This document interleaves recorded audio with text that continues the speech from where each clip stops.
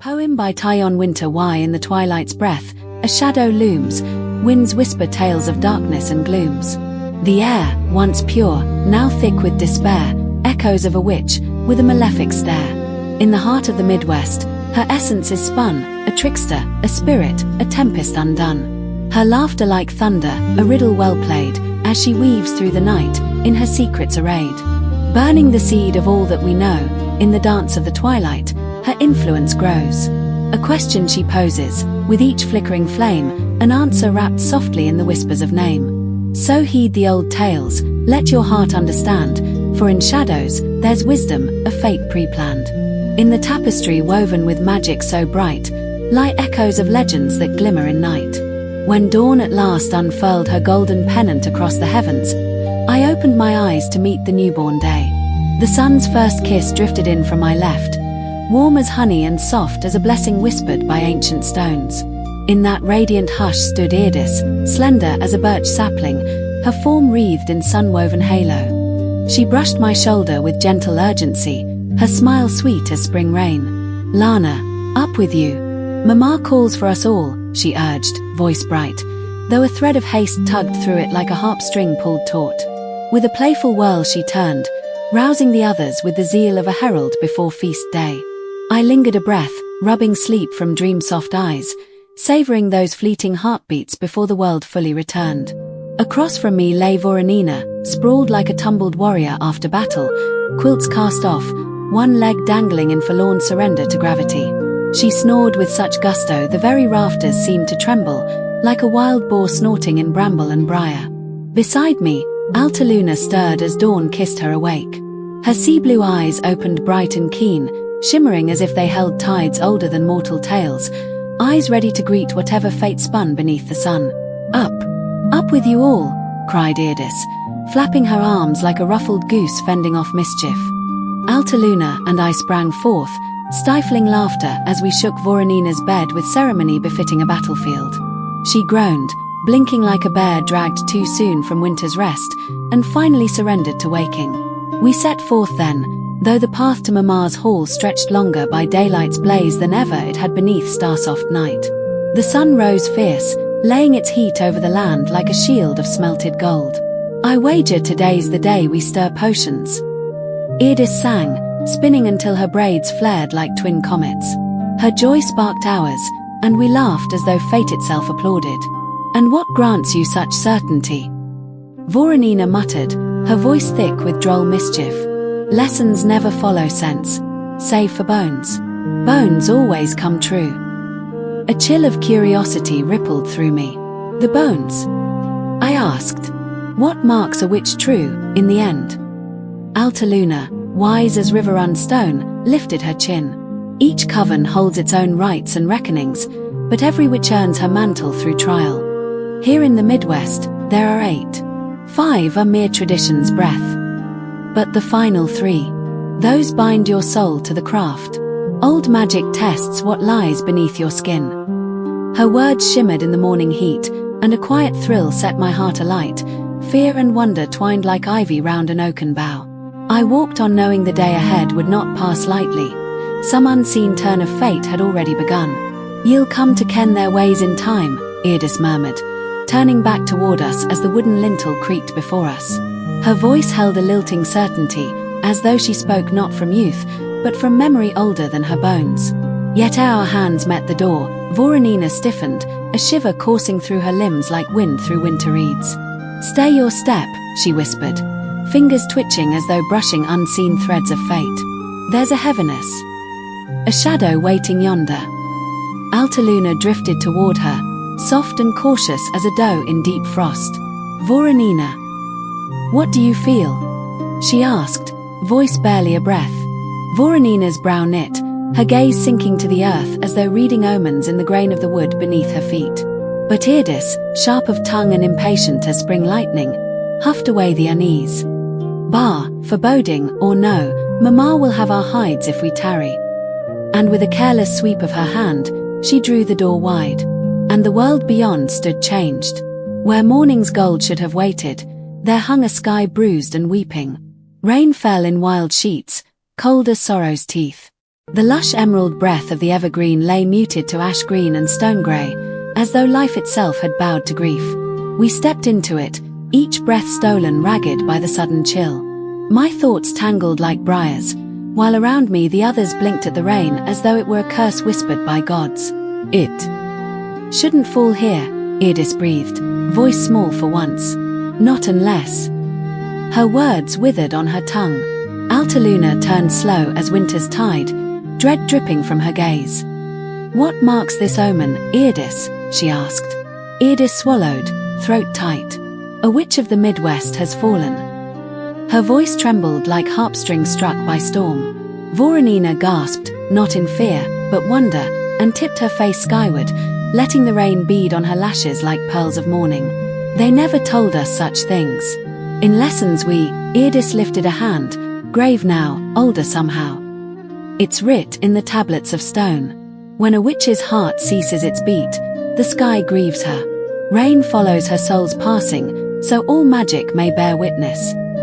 Voronina spun once, light-hearted by habit, then halted mid-twirl as the truth struck her like a lash. "Someone died here." Her voice was a ghost thread, thin and hollow. The land felt close about us then, air thick as river mist, full of whispers not meant for mortal ears. My chest tightened. 𝓚𝓪𝓷𝓪.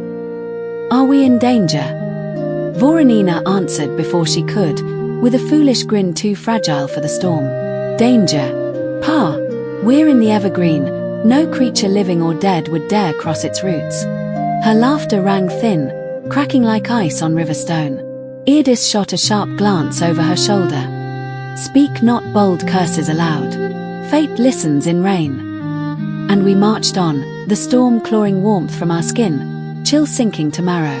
By the time we reached the mainland, the air hummed, alive with dread, sacred and terrible as thunder before strike. A circle of witches gathered at the lake's edge, faces carved in solemn awe, eyes fixed on Mama, who stood upon a stone set in the water like a queen of river and storm. Eirdis beckoned frantically. "Haste! We've lost precious moments already."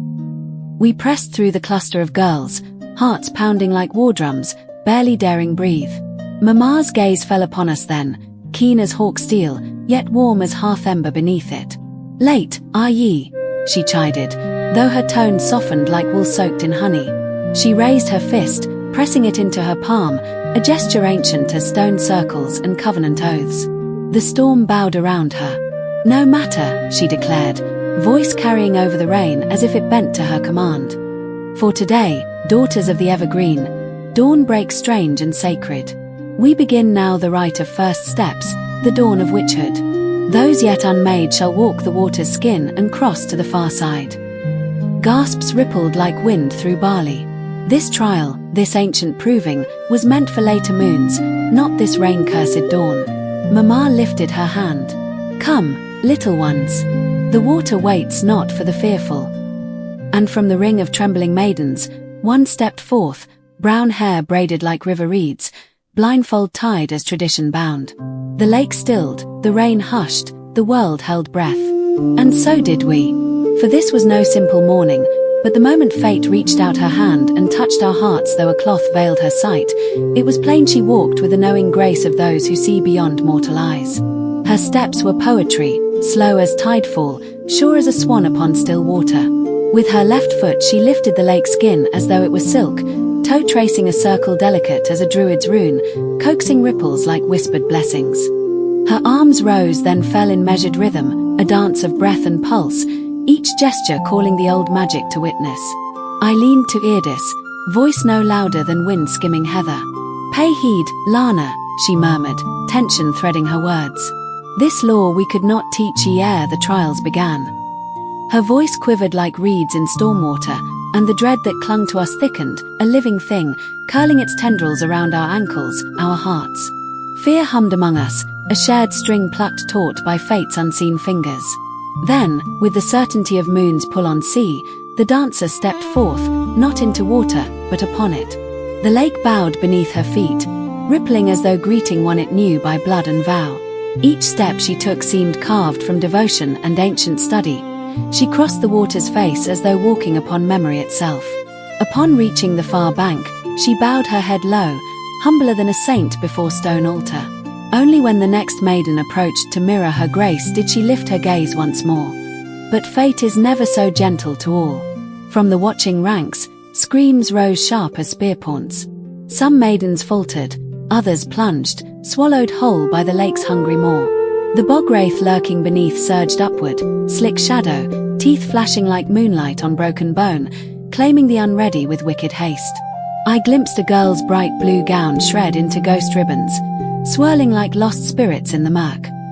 And Mama sat upon her stone throne, smile carved cold and crooked, as if chaos pleased her more than peace ever could.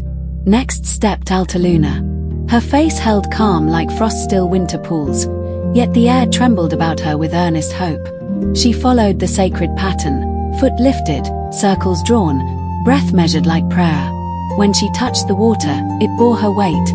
She became a silver figure gliding upon a trembling mirror. Yet destiny tested her. Near the far edge her step faltered.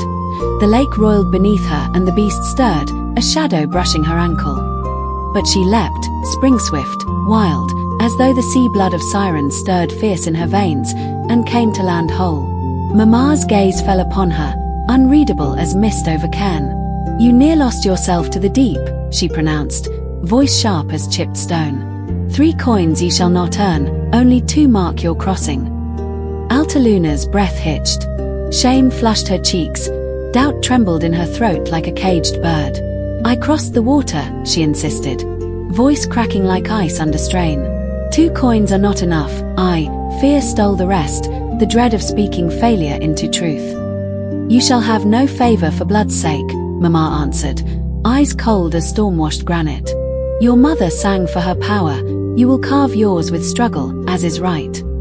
𝓛𝓪𝓷𝓪 bowed her head then, pride bruised, shoulders small beneath ancient judgment. Then Eirdis approached, hesitation clinging to her like morning fog. Books and brews were her strength, not rites and deep magic whispered by rivers and bone. Her foot hovered over the water, trembling. Soft, I breathed to her, flow like 𝓛𝓪𝓷𝓪's. A spark lit her face, recognition, hope, memory of lore we'd stolen from moon-worn tablets and opera verse. She nodded once, steadied breath, and with steps slow but sure, crossed the trembling water. Then came Voronina. She strode forward bold as battle queen, chin high, resolve ironbound though fear gnawed her heart's edge. She stepped upon the lake with warrior's defiance, and waited. The beast rose like sin from deep earth, slick and snarling. Steel sang. Her blade flashed faster than lightning's tongue, slicing sinew, turning dark water red. The creature wailed, thrashing, yet she pressed on, slashing left, right, forging a path through blood-touched current, refusing surrender to claw or tide. Storm fierce, she made the crossing on will and steel alone. And all the while the rain fell, mourning, blessing, bearing witness. Mama's gaze swept over us like winter's judgment, cold, unyielding, ancient as standing stones left to weather truth from bone. Her disappointment hung thick as peat smoke in still air. "You." Her finger leveled at Voronina, crooked as a witch hazel branch and twice as condemning. "1 coin only, for ye sullied the right with steel." Gasps rippled among the gathered daughters. Even the rain seemed to hush in disbelief. Then her eyes turned to gentle Eirdis, soft-hearted and book-brained, shaking still from her crossing. "And you, Ben, 1 coin as well." Confusion burst like startled birds around us. For all her slowness, Eirdis had made the passage, stepped true on sacred waters. The injustice struck like cold iron. 𝓛𝓪𝓷𝓪's voice found fury before sense. "This is madness, Mama." She walked as well as any. Eirdis flinched as though Mama had struck her, and my rage turned to her, sharp and protective. "She is not lesser for grace in patience." Mama's reply cracked like a lash. "Slow feet waste breath. In time of trial, swiftness is survival." Then her stare pinned me, heavy as ancestral oath. "𝓛𝓪𝓷𝓪." My name rolled from her tongue like prophecy carved in golden runes, weighted with expectation and dread. My throat tightened. Feet moved without command. I stepped toward the water, mimicking the practiced motions, circle, lift, breath held as if the world itself held with me. Yet something twisted wrong, omens whispering across the nape of my neck, doom thick as river fog. My heart thundered, ribs a prison. I touched the water, and the deep took me. A hand, no flesh, no mercy, latched around my ankle and dragged me beneath. Cold swallowed breath, swallowed thought. The lake closed above like a burial shroud, and darkness screamed in my ears. No! 𝓚𝓪𝓷𝓪's cry ripped across the water as I plunged, drowning in terror and icy grasp. Then teeth, claws, coiling hunger surged up my body. A creature ancient as bogstone and cursed oath wrapped around me. It tried to claim my breath, my body, my very soul, until the world itself tore open. The lake split wide, water rising in walls on either side like the parted veil between life and death. I burst upward, gasping, coughing out the lake's grip in choking waves. Before me stood the beast, not flesh now, but petrified in salt, form frozen mid-snarl, agony etched like runes of warning. Silence. Then Mama's voice, awed as dawn breaking over barrow mounds. A witch, true-born. A ripple of fear-wonder swept the crowd. Even full-fledged witches stared as though they beheld Omen incarnate. 𝓚𝓪𝓷𝓪, Voronina, and Eirdis rushed to me, lifting me as though I were a sacred relic, not trembling flesh. They bore me across as if my feet might never touch mortal ground again. How did you do that? Voronina whispered, voice reverent as prayer. I shook my head, shivering, soul still half in the lake's dark belly. I don't know. They settled me on a great stone, cold beneath me like altar slab. My breath trembled like a candle in draught. Time stretched, heavy with portent. Eirdis spoke first, hushed but urgent. We must temper your power, 𝓚𝓪𝓷𝓪. The next rite is the call. Her eyes darkened, knowing too much. We go into the evergreen and summon a man, most oft a night. For a heartbeat of time, we must possess him. My stomach lurched. Possess him, not just guide his mind. Her solemn nod chilled more than the water had. You must take his body, wear his skin for a breath span. Eirdis' eyes gleamed with wild curiosity. And if she wears a man's form, she gains his freedoms. Men roam where we are bound. They take pleasures without consequence. 𝓚𝓪𝓷𝓪's turned on her, sharp as hawthorn thorn.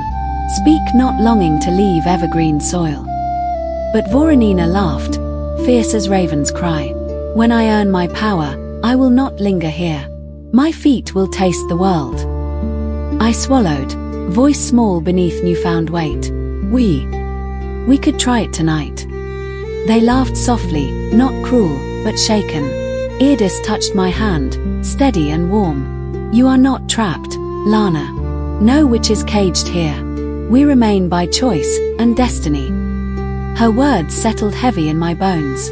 Freedom, or fate, power, or peril. Paths lay like stones before us, each step a spell unto itself. And the night ahead promised no gentle answers, only truth, sharp and ancient as iron under moonlight. As we lingered in our mirth, laughter spilling from our lips like wine upon heathered earth, the air shifted, as though some unseen hand had drawn shut the veil between worlds. A presence approached, slow as winter's sorrow, her long brown hair trailing behind like a river of dusk, brushing the mossy ground. She moved with the grace of a swan on still water, yet each step bore the heaviness of grief older than stone. She halted a few paces from our circle, her trembling fingers rising to her mouth as though to hold in the weight of her woe. Tears fell freely, silvered by the moon's dim blessing, and she turned her face from the watching women, unable to meet their eyes. A sob carved its way through her chest, raw as the first scream of a newborn, and she forced a breath to shape broken words. Voronina, the rest rushed forth in a torrent, nearly lost to the rustle of wind through the evergreen boughs. Voronina, bright-spirited 𝓚𝓪𝓷𝓪, whose laughter had always rung like bells at Beltane, spun with joy still dancing across her features. It was a cruel moment's grace before the blow fell. Your sister was found dead, Voronina. The words struck like a blade consecrated in sorrow. Voronina's smile withered, her face paling as though the world had drained its color. Disbelief hollowed her gaze, turning her joy to dust. Slowly she rose, breath shallow and sharp, as if every inhale tore at her ribs. You are mistaken. No, not my sister. Her voice fractured, a wounded bird crying to a merciless sky, before she collapsed, hands covering her face, as if shielding herself from a fate too cruel to bear. We surged toward her, a tide of arms and whispers, but grief is a storm with no handhold. 𝓛𝓪𝓷𝓪 and Eirdis froze, eyes wide with helpless sorrow. I felt a weight settle into my bones, heavy as cairn stones laid to honor the fallen. Voronina's breath hitched as she rose again, and then came the scream, a keening wail, ancient and wild. It ripped through the night like a banshee's lament, echoing across stone and water and into the marrow of the earth. We stepped back instinctively, granting her the wild space grief demands, and she fled into the damp night, cloak whipping like a raven's wing behind her. 𝓛𝓪𝓷𝓪 moved at once to chase after her, but Eirdis clasped her arm, voice steady like a standing stone in storm wind. Let her wander the night. Her spirit must cry its fill. We bowed our heads, hands clasped together in silent pact. The wind held its breath as we sank to our knees on sacred soil. The women began to hum first, low, trembling, ancient, and then the chant unfurled, braided from two worlds. Wi salblood, mardanza asta 𝓀𝓪𝓷𝓪. It flowed like sea foam over black rocks, a melody caught between mourning and spellcraft. The words curled around us, weaving a shroud of protection for the soul in pain. Fingertips pressed to lips, secrets whispered into night's hollow palm. We gave our voices to the dead, a ritual as old as tide and moon. We are salt blood, children of wave and flame, they murmured, forming a circle, eternal, unbroken, a promise that memory would cradle the departed. It was ascending, a prayer that the spirits of her kin would guide the lost one into the next dawn, hand in ghost hand. Yet beneath the sacred cadence, worry gnawed at us like winter hunger. Voronina had already lost so much to the merciless turning of fate's wheel. Now the Morrigan herself, the crow queen of death, seemed to stretch her shadow over her once more. She just needs the night to weep, whispered the messenger, her voice frayed as she drifted toward the darkness, her figure swallowed by the trees. We left her to the grieving mists and returned to the cabin. That night, we lay with dread coiled at our ribs like a serpent. No words could lift the sorrow that pressed upon us, thick as peat smoke. 𝓛𝓪𝓷𝓪 spoke into the hush, trying to summon a sliver of hope. She is strong, as her mother was, and her sister. They walk with her tonight, lighting her path. But her voice wavered, and in the quiet that followed, sadness reigned, unmoving. Sleep found me only in fevered fragments, dreams haunted by Voronina's cry. When dawn crept over the pines, the sky wept in steady sheets, as though the heavens themselves had joined our mourning. We trudged toward the main hall for morning duties, cloaked in silence and rain mist, my shoulders brushing 𝓛𝓪𝓷𝓪's on the right and Eirdis's on my left. None of us spoke, our breath mingled with the rain, each step heavy with fear for our sister in magic and the uncertain road ahead. I ken well our sister suffers, yet we must hold our spirits fast to the trial, Eirdis spoke, her voice keen and steady as a blade drawn at dawn. Her words cut clean through the mist of my worry, though the ache in my chest did not ease. I lowered my gaze to the damp earth beneath my feet, heavy with dread for Voronina, heavier still than any fear of the trial to come.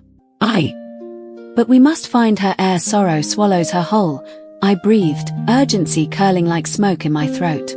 𝓛𝓪𝓷𝓪 and Eirdis exchanged solemn nods, our shared fear binding us as tightly as spell cord or blood vow. Together we pressed on toward the main grounds, each footstep dragging beneath a weight unseen. When the clearing opened, we beheld a strange gathering. Scores of women clustered beneath the ancient fir, their eyes fixed upon Mama. She sat high astride the great tree's limb, as though she were some forest queen or war goddess upon her throne. In her grasp she held a wizard's hat, dark, battered, fluttering ragged in the wind like a raven's omen wing. To see such a thing here, within the sacred womb of the evergreen, struck a chill deep into my bones.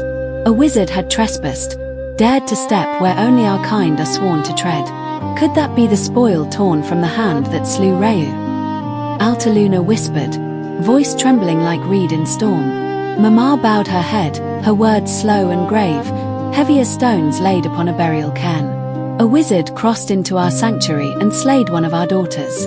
No more shall we wait meek as lambs at slaughter. The day of watching has ended. With fire in her eyes, she cast the hat down upon the moss-rooted ground.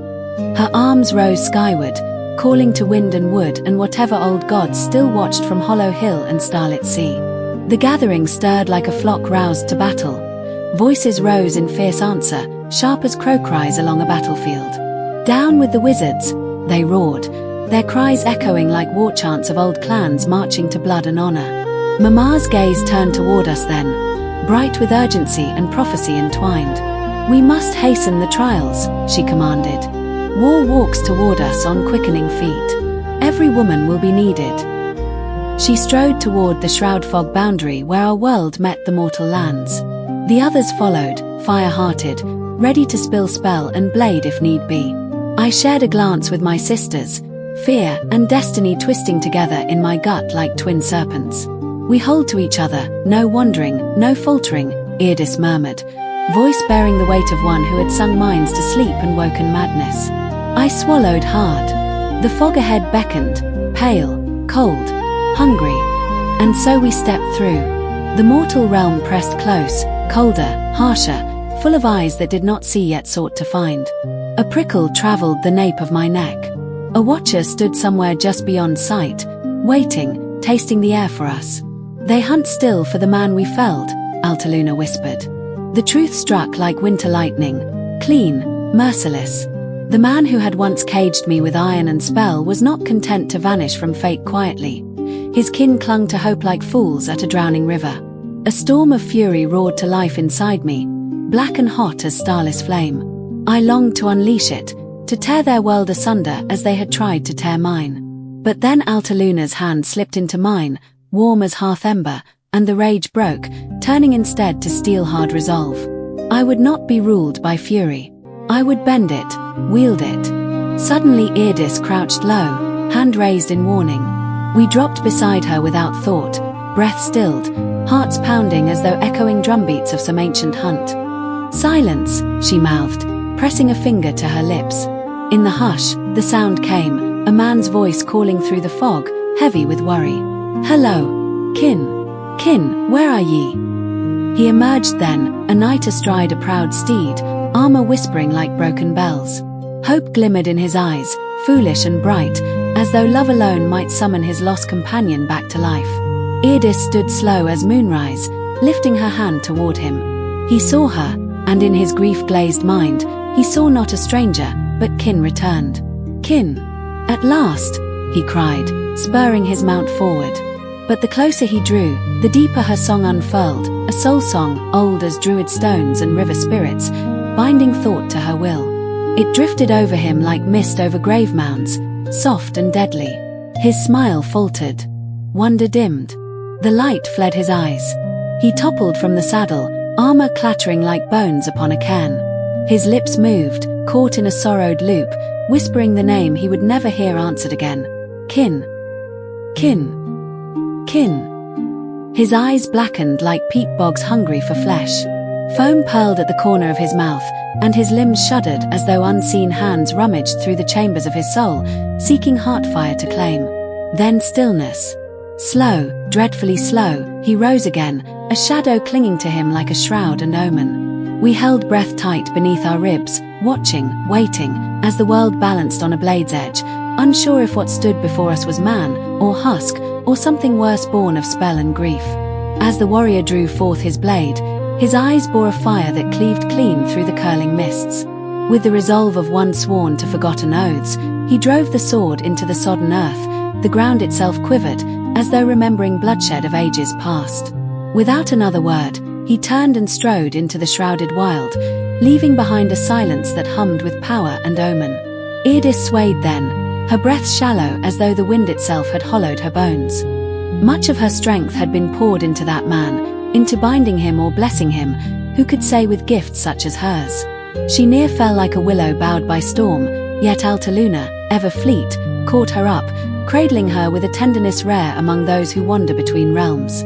Slowly the shimmering wildness within Eirdis dimmed, settling like twilight after a tempest. She lifted her face to us and, with a sly spark dancing in her fey-bright gaze, murmured, "I wager none of ye could manage that." Her voice, light and lilting, cracked the tension as surely as daylight breaks a spell, and laughter rose among us, uneasy, yet welcome. We steadied her, stood once more as one, and pressed onward, for now the mantle of action had passed to 𝓚𝓪𝓷𝓪. Yet scarcely had we taken a step when 𝓚𝓚𝓷𝓪 halted, her head turning as though hearing a whisper from the other world riding the breeze. Through the drifting veils of fog came a lone figure, no warrior clad in iron, but a humble farmer, worn by toil and season. Still, our knees clung to him like mist to heather. His feet halted, his gaze fixed upon us, three shapes half-born of shadow and enchantment. Sensing dread coiling in the air, 𝓚𝓚𝓷𝓪 raised her hand and loosed a song, soft and eerie as a keening on a burial mound. The notes curled around us, ancient as stone circles and winter stars. But fear proves a sharper blade than any forged by mortal hands. The farmer, hearing ill rumors carried from distant Midwest plains, lands now steeped in strange tales, reached trembling for a blade of his own. Before breath could bridge action, Eirdis flung forth a dust like crushed amethyst, swirling with fey sorcery. It met his face, and he stilled, not frozen by winter's kiss, but seized by a force deeper, stranger. His knees buckled. His eyes dimmed to black, like peat water under moonlight. Foam gathered at the corners of his lips as he whispered, "No, no, no." His spirit quivered on the edge of worlds, his flesh near still but for a twitching hand that spoke of terror clinging stubborn to life. 𝓚𝓚𝓷𝓪's song faltered, falling into the hush like petals on a grave. "That was poorly done," Eirdis murmured, the words heavy as judgment yet touched with worry. 𝓚𝓚𝓷𝓪 knelt beside the fallen man, breath trembling in her chest. Relief flickered when she felt life yet beating, faint, but true. Still, sorrow welled within her eyes like rain ready to break from cloud. "I saw his life," she whispered, but bit her lip, swallowing the flood. Eirdis' voice was a low hum, uneasy, remembering her own visions. "I saw mine too," she said quietly, shaking her head. "And mine," 𝓚𝓚𝓷𝓪 breathed, "was a father." Her voice quavered like a harp string struck in mourning. We walked on, though grief walked with us, widening the space between our hearts though our steps remained close. Silence crept like cold through an abandoned hall. Then the mist swallowed sound and shape alike. I turned, and found only emptiness. "Eirdis!" I cried, my voice swallowed by the hungry fog. 𝓚𝓚𝓷𝓪. No answer, only the chill echo of my own despair. Shapes stirred in the haze. A figure approached, its arm raising in greeting or warning, I knew not which. Fear tightened its claws around my ribs. Instinct and dread guided me. I closed my eyes and began the old rite as the others had taught, breath slow, palms lifted, spirit reaching. Something landed before me with a weight that shook marrow. My mind burst open, and visions crashed like storm waves. I was not in myself, but in her, a mother of sorrowed grace. Her beauty bore grief as the moon bears tides. I beheld her memory, a child pale as sea foam, hair white as stormlit shore, cast away by a father whose heart had hardened beyond mortal knowing. The babe's cry tore through sea and soul alike as the waves, merciless and ancient, swallowed innocence whole. The mother's scream, raw as winter wind over burial stones, echoed through the vastness of her pain, echoed into me. She had fled here to escape such torment, to begin anew where no sorrow could find her. Yet I, blind, desperate, fumbling in fear, had struck her down. I felt the truth settle upon me like a burial shroud. I had slain her. A mother robbed twice. Her grief now mine to bear unto the ending of my days. The bell's cry, raw and sudden, split the air once more. "Dug!" It fell from some throat or clapper unseen, a one-word hammer blow that set every leaf and heart quivering. 𝓚𝓚𝓷𝓪's hand tightened on my shoulder, hauling me back from the edge of that vision like a rope thrown in storm. When I turned, the girls stood behind me, faces carved from worry and a strange, fierce awe. "Are ye well?" 𝓚𝓚𝓷𝓪 asked, voice small as a reed but steady. Before I could answer, the place where the woman had bled out gave up another sound. This time a keening so thin and terrible it seemed to come from the belly of the earth itself. We ran as one, boots thudding on moss and root, breath ragged like hunted hounds, and there she was, caught in a battle no hand could touch. Her scream broke to a keening moan.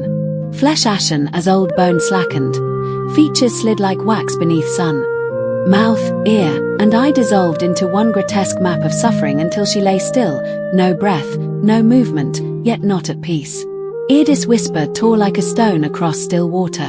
"Dearest, Oprah," she choked, white-knuckled at her throat. 𝓛𝓪𝓷𝓪 mirrored her horror, mouth parted as if to call a name that would not answer. I felt rooted, the world narrowing until only that ruined face filled my sight. Then Eirdis, swift as wind that breaks a branch and steadies the flock, broke the spell. "We go," she cried. "They have rung the bell." Her command was iron. It pulled us away, reluctant and ashamed, from the woman we could not save in that moment. 𝓛𝓪𝓷𝓪's tears streaked clean tracks down her face as she begged, "We shall return for her." We plunged into the evergreen's green ribs. There, Eirdis halted and fixed me with a stare that saw every secret I had never spoken. "Lana," she said, voice low with the gravity of old stones, "the witches of high leaves bind only to women's will. I've seen you, sister, taking hold, bending another on your second day. Ye are our sirene of the Midwest." Pride tempered with dread shone in her eyes. Then she cast her voice wide, a trumpet stone call that rolled over gorse and bough. "Hear me all. This woman, Lana, is the sirene of our fields. She bent a woman ere the third dawn. She is the sirene of the Midwest." Heads turned like weather vanes. A ring closed. The women's faces were firelit, hunger and hope braided together. Mama stepped forward, towering, shadow made flesh. Her hands cupped the earth and drew up darkness like a draught from a deep well. Her pupils blackened, veins writhed like thorn threads beneath the skin. A shriek, part triumph, part birth cry, tore from her, and the ground answered. The soil paled to a sickly hue, cracks spidered wide, vomit-black things spilled from the fissures, countless insects, winged and scarred, surged like a living storm and turned the air into a plague of wings. The sky above bled to a furnace red, as if some god's wound had been opened. Mama rose from the soil, a queen of ruin, and her voice was cold iron. "We shall rend their fields and turn their kingdoms to ash." She looked to me then, and her words were a vow that clung to my bones. "She will lay waste to their very world," she intoned, each syllable a stone placed upon a grave. The crowd answered with a howl that tasted both of vengeance and fear. The power around Mama coiled, thick and oily, and I felt it pressing in, promise and threat braided like a noose. A hush fell as the bell's echo faded, but the drumbeat of fate had only quickened. The women began to ready themselves, faces set to iron, hands finding knives and charms, braids tightened like battle cords. Old rites unfurled on breath and lip, the naming of the bones, the tallying of coins, the calling of spirits who owed no allegiance but owed everything in debt. I felt the pull then, the old, cold tug that every witch in the evergreen knows by the marrow, the bones. It is not merely ritual, it is the covenant that binds blood to craft. Bones do not lie. They remember salt and song, the names of those who came before, and they demand their due. To call the bones is to answer the earth in a language older than any law, and once they are called, the road ahead is set by stone. Around us they murmured the preparation, sharpened flint, cups of iron-bound salt, coins laid out like offerings. Women smeared ash across their brows, and an elder, her hair a silver thatch, began to chant in a voice thrummed with peat smoke and moonlight. The air grew dense with incense, bitter peat, and crushed rowan, binding our breaths to the right. I stood amid it all, blood still cold from the woman's last face, and felt the truth of Eirdis' proclamation settle heavy as a crown. The name Sirene thrummed in my chest like a bell. Mama's eyes bored into me, no warmth there, only the calculation of war and the hunger for retribution. Somewhere below that hunger lay a promise of power. Beside it, the yawning mouth of consequence.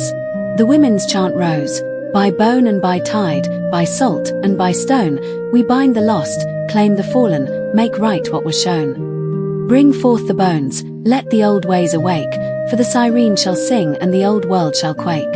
So it began. The bones were called. The night drew in like a throat, and all that was left was to step across the threshold, into trial, into blood, into the old reckoning that had shaped our mothers' mothers.